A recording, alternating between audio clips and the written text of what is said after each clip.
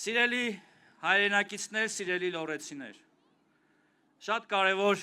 զրույց ենք այսօր ունենալու, որովհետև ուժեղ Հայաստան իրենց հորջորջող մի փոքրիկ խմբակ էլ ծվարել է լոռիում։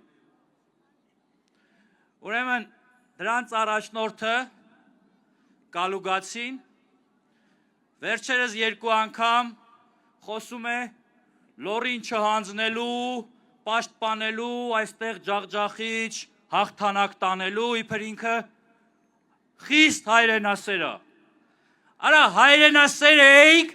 44-օրյա պատերազմի ընթացքում ձեր զավակներին ուղարկեիք առաջնագից, ընչի էիք պահում թևի տակ, մամաների փեշի տակ։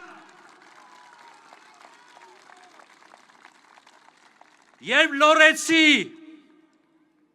217 հայորդիներ, Հայաստանի քաղաքացիներ 44-օրյա պատերազմի ընթացքում իրենց գլուխը դրեցին հանուն Հայաստանի Հանրապետության հարատևման, հանուն մեր պետականության, խոնարհումս նրանց։ Այդ ստահակները իրենց լակոտներին պահում էին օտար երկրներում, պահում էին իրենց դղյակներում։ Հիմա Կալուգացի Սամո, քեզ հարցնում եմ, Գերդաստանում հետ 6 չափահաս տղա ես ունեցել, երկուսը քոնը,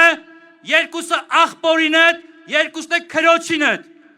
ինչի չեն վիրավորվե կամ նահատակվե հանուն Հայաստանի։ Դուք որ երկրի համար եք պայքարում,